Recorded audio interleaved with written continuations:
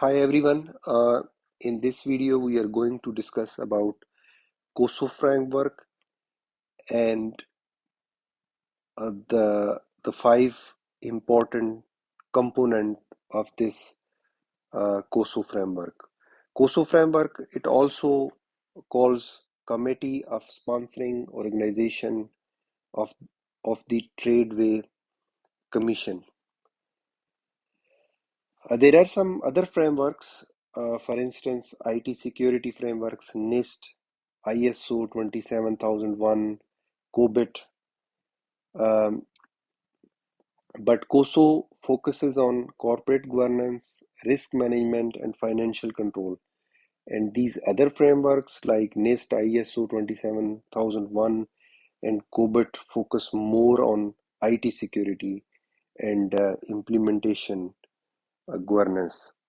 We will also discuss all those frameworks in upcoming videos, but in this video, our main focus is COSO framework. So first of all, we need to understand that COSO framework is widely used framework for internal control, risk management, and fraud prevention in organization. It helps businesses ensure operational efficiency, financial reporting, accuracy, and regulatory compliance. Purpose of COSO framework: the primary goal of COSO is help organization improve internal controls to prevent fraud and errors, enhance risk management to address financial and operational risks, ensure compliance with laws, regulations, and governance standards, improve decision making by establishing a structured control environment. So there are five components of COSO internal control framework. The COSO framework is built around five interrelated components, often visualized as a cube. Number one is control environment. That is the first component of this control is control environment. So what does it mean? It means the overall culture and structure of the organization that sets the tone for ethical behavior and accountability. If we talk about real world example, uh, a company enforces a code of conduct for employees. Management leads by example. For instance, they practice ethical business.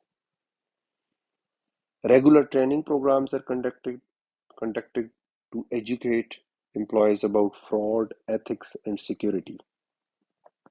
Hiring policies ensure that employees with financial responsibility undergo background check. So this is the first component of COSO framework. Second is risk assessment.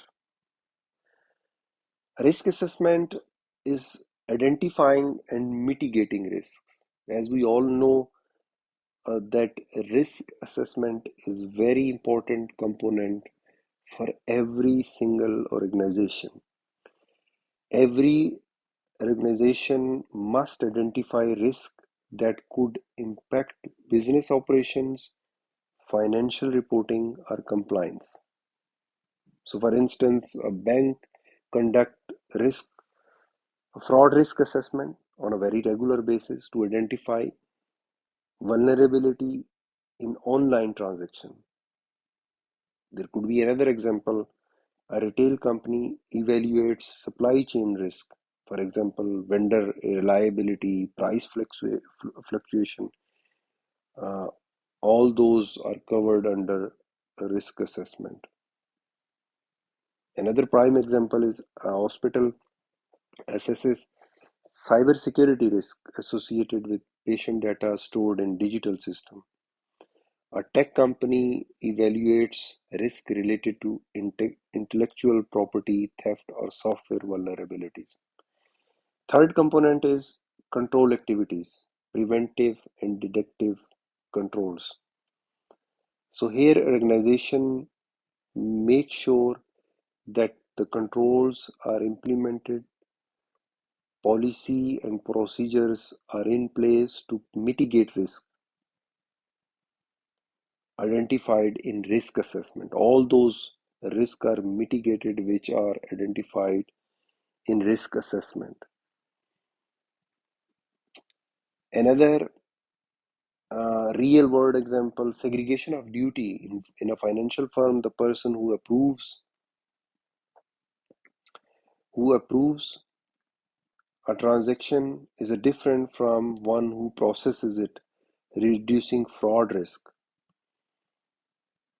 Access control, IT security multi-factor authentication is implemented to prevent unauthorized access. Security controls, for instance, companies place firewalls and IDS intrusion detection system are installed to monitor suspicious network activity. Approval process, an organization implement dual signature policy for approving large financial transactions. A fourth is information and communication, transparency and reporting. So in this particular case, in this particular component, organization make sure that relevant information internally and externally communicated communicated to all the stakeholders to make sure inform to make sure that the communication is very transparent. Real world, a company report financial statements in a transparent way, reducing fraud risk. Employees can report unethical behavior. A bank use real-time fraud alerts to inform customer about suspicious transactions. A tech company implement log monitoring to detect and respond to potential security incidents. So this is related to communication. We need to make sure that organization make sure that everything is the communication is transparent. Last control is monitoring activity, audits and continuous improvement. So regular reviewing and testing controls to ensure that they are effective. Internal audits. A company conducts periodic internal audits to assess compliance with policy. Penetration testing. A security team performs penetration tests to identify vulnerabilities in company system. Customer feedback loops. A company monitor online reviews and customer complaints to improve service quality. Incident response plan. After a cybersecurity breach, a company analyzes the root cause and updates its security uh, policy. So these are five major component of the COSO internal framework, and they are very important for CISSP exam to understand. In upcoming video, as I have said earlier, we will go through other uh, important framework, NIST, IS 27001, and COBIT. So thank you so much for watching this video, and kindly provide your feedback on this topic in comment section. Thanks.